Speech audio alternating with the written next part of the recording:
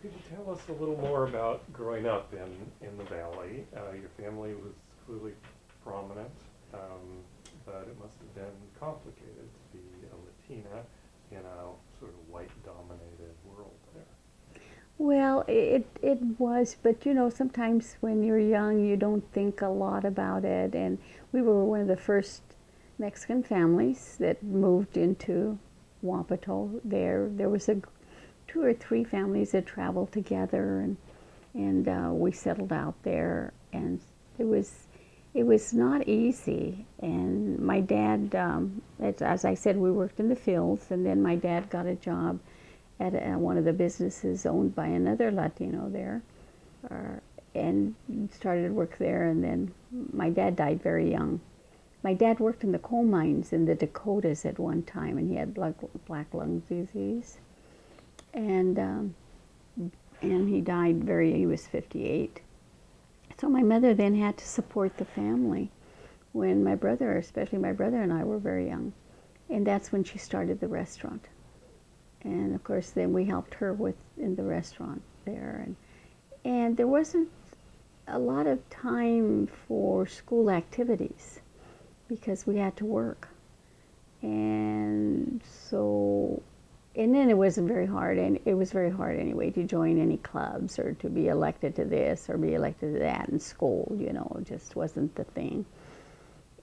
Opportunities for Mexican young people.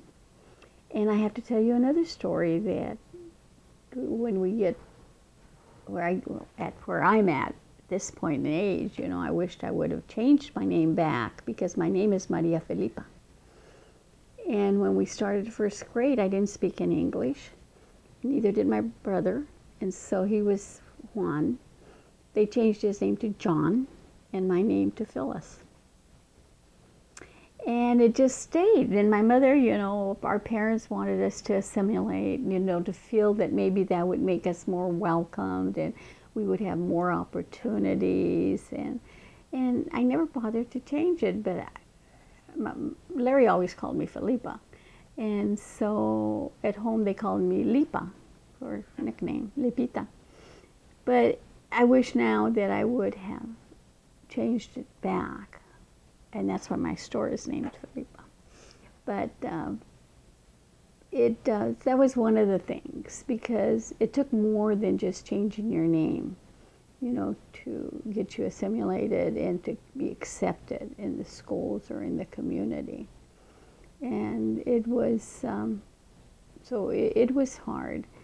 Even traveling in the 1954, after I got married, we traveled to Texas, and we were going to go to Mexico. And we didn't feel, well, we felt discrimination in Washington State and in the Valley. It wasn't as harsh as in, say, in Texas, when you stopped to get something to eat and it said no dogs or Mexicans allowed. Or you went into a restaurant and you didn't speak English. You couldn't, even if the waitress knew Spanish, you couldn't use Spanish. I mean, just things like that. And of course, they suffered a greater discrimination in those southern states than I think we did in Washington, although we suffered here too as well, and in anything, in both getting jobs, getting an education, getting a house, buying a car, you name it, you know. So it was a proving point, so to speak, of how do you get accepted, how do you feel part of the school, how do you feel part of the community. And at that time, the churches played a big role, so which helped. But it just made you want to do something, that made me want to say, if I want to change, I have to do something, you know, because it's like saying, you know, somebody, when you hear people say, well, somebody should do something, then we need to think, well, what have I done, you know, to do that? And there's another saying I love and I use a lot, is there are those who make it happen, there are those who watch it happen, and then there are those who wonder what happened. And we have to think about it that way, because it's not just one making it happen, it's a whole lot making it happen. And as Cesar Chavez would say, it's united.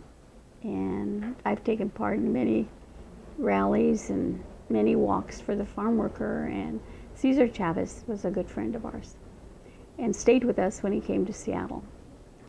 And so got to know him, and at labor conferences throughout the United States, we always, were with him. And but he was wonderful, and he says, if we can work together, we can make it happen. If we're divided, we can't make it happen. And he made many things happen. Many things happen.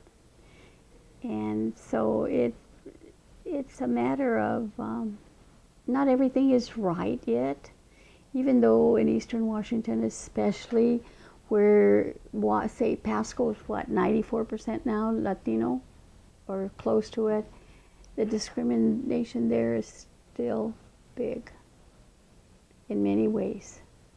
But how can we change that? We have to have representation. And representation on the city council, on the county council, school boards, college boards, corporate boards. I want our young people to be president of a bank if they want to, or chair of a corporation, or, to be doctors, nurses, or whatever they want to be, no matter what. If they want to be an auto mechanic, if they want to be an electrician, whatever, to have that opportunity. And we're not there yet, because we experience a lot of this even in our universities and colleges, where the opportunity is not there. When we passed 1079, I'm going to be out of track here, but we really had to get, I had to get a little bit, I and others got a little bit upset that the community colleges and some other colleges were not telling the students that they could do it. They weren't giving out the information, and we had to get on them to do that. And I'm sure the same thing's happening with the state needs grant. So, so growing up is still not easy for the dreamers, as we call them, or for other young students. But growing up and having good role models is so important. And I think my parents were good role models, and therefore gave me the strength to, and as my husband Larry would always say, to do what is right, to do the right thing, to do the right thing. And you may get bumps and bruises, but you're doing the right thing. And eventually you'll prevail. Can I take you back to something you mentioned? Tell us a little more about working with Cesar Chavez. Well, he was, when you were with him, it was like you were so calm. It was like an aurora was there with him. It was a calmness and reasoning and really inspirational, and, hearing the stories and the vision and where they wanted to go. And it was just, there was no question that we needed to help. We needed to be part of that movement if we were going to make a change. And we needed to support and to spread the word and educate people. So he was an extraordinary person. And when you stop to think about it, how many people have we lost? Beautiful human rights leaders have we lost at such a young age? And I don't know what that tells us, but it tells me that we have to spread Cesar's word and get more of our young people to be those kinds of leaders. Because he didn't do it for himself. He was doing it for what he strongly believed in a better world for those who struggled so much. And you said that, would you just sort of repeat, because it'll make a great excerpt, the story of him. He comes and stays with you in Seattle, and Larry, kind of how you got to know him. That'll work very well there. I'm sorry. No, that's right. Well, you know, it was through working with the farm workers, number one, and my husband that was so very involved with them too and supportive, and with this, they were part of the state AFL-CIO movement, and so when Caesar would come to town, he would talk to the State Labor Council and to other union members, and then we would go and do the marches and the rallies with him, and got to know him and what he stood for, and continued to work with him. So it was, Caesar didn't like to stay in hotels very much, and if you recall, when he died, he was at a private home as well, and he had just been here 6 months before. And so, but it was sometimes, it's one of those friendships that you have a lot of friendships, but there's true friendships and true people and role models that you really admire, and that you know they're sincere on what they believe in and what their vision and mission is and what they're working for. And his family is to be thanked too for sharing him with us, because it's not always easy. Can I ask you to talk about your marriage and your partnership and your work that you and Larry did together for so many years? Well, it was kind of interesting. Larry graduated from the University of Washington. He was an economist and a CPA, and went to work as a CPA for a while. And he decided he didn't like that. He wanted to do something for people. I mean, to real people. No, I shouldn't say that. He felt that he had been in the labor movement in San Francisco when he worked for the newspaper. And then so when he moved up here, he decided to get an education and worked for the PI and went to school and at the same time, and became very involved, of course, with the union, and eventually became president of the state AFL-CIO. But it was one of those two, like being an elected official, you have to support the work that they do because they're gone a lot. Sometimes there's controversy, you know, there's just a lot of things that are going on, and that, you know, you have to kind of raise the kids yourself if your spouse is involved in other things. But I think that we shared the same passion and belief in who we wanted to help and what we wanted to be. You know, and what kind of legacy did we want to leave to our children and our children's children. And then when I became involved more in politics, then it was equally as supportive of me. And so that really was a partnership, and I think we were real partners. Much missed, yeah.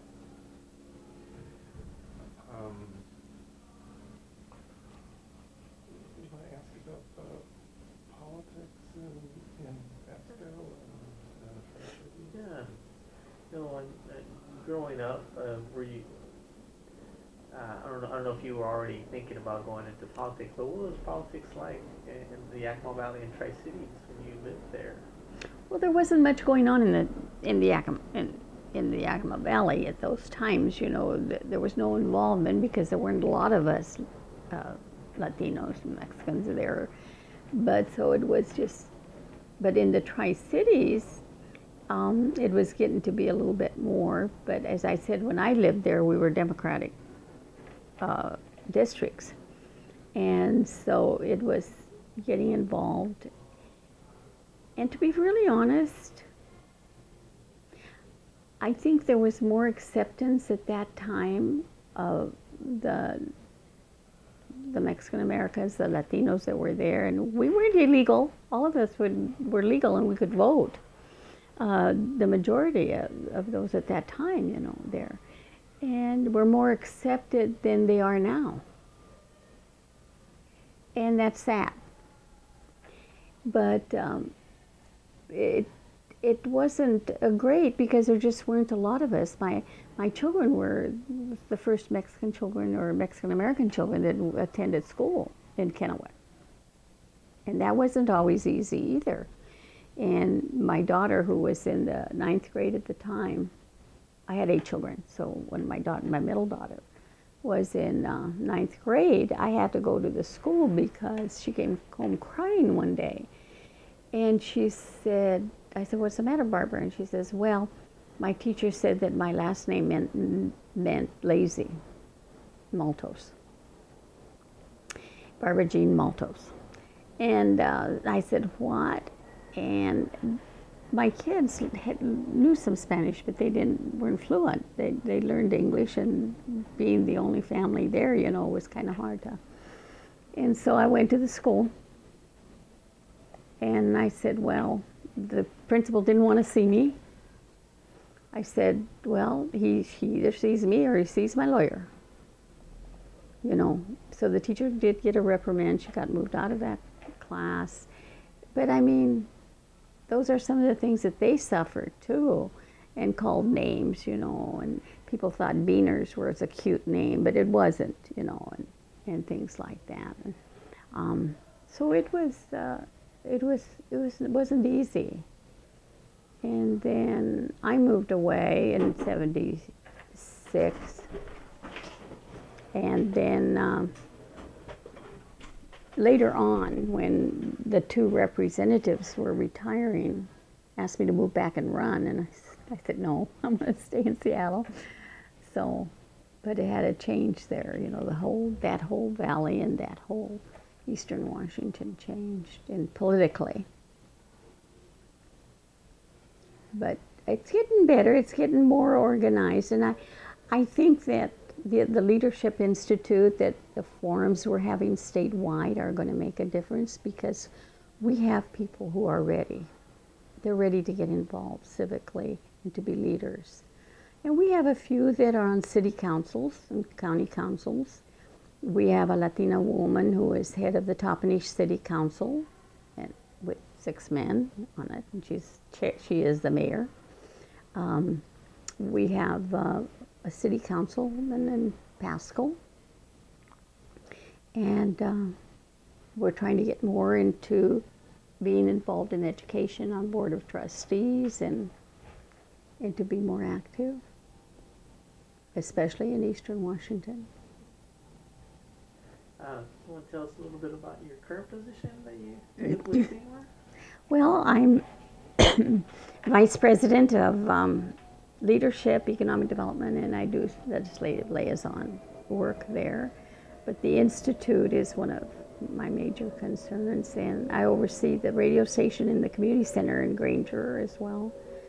And economic development is kind of a word, kind of a takeoff, because when I was in the legislature, I did a lot of work to make sure we got some money for our institutions, and I call them like CMAR or Centro La Raza, and stuff. So it's just kind of helping them grow and to be able to get funding where they need to have some support. And that's a whole big different story there, our healthcare system. And I like it. It's very, very, and I work with Ricardo Sanchez on LEAP where we can, and to move that forward too. And that's really producing some wonderful, wonderful young people. And so it's an interesting institution. And you travel, even that, and you see it as I travel through the different areas in Western Washington where they have clinics and programs, and to see that there's still a lot of non-acceptance, that a non-Latino health institute or agency might have more acceptance because of the people we serve. So it's still maybe he'll be with us forever, but we have to make it better.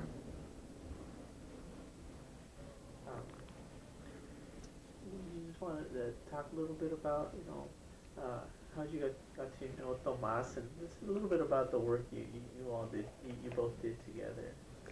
Well, Tomas is another, he really truly is, a lot like Cesar Chavez. What he did it out of love, and also his concern for programs and services for the people that we love, our community, our nuestra familias.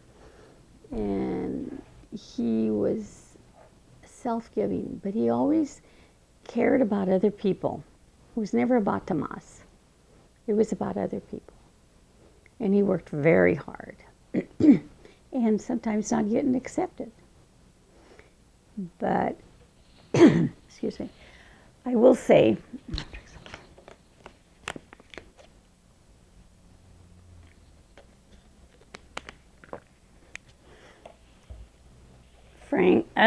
Tomas also shared Cesar's nonviolence, and I was very honored to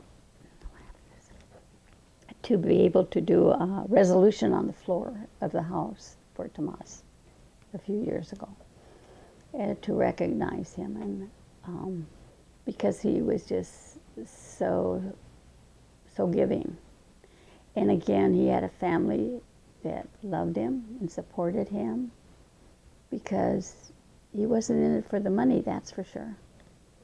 It was all about giving and to make things better. But he never gave up either, and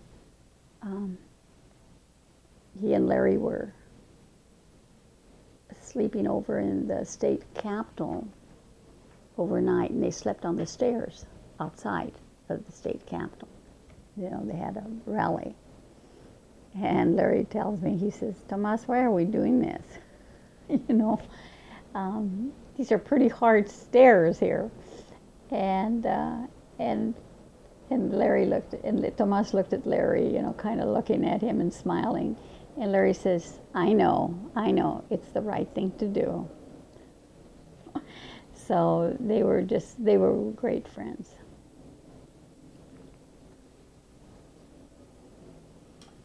I think this has been wonderful. Really. Well, I don't know how much I provided. There's so much. There's just so much to tell.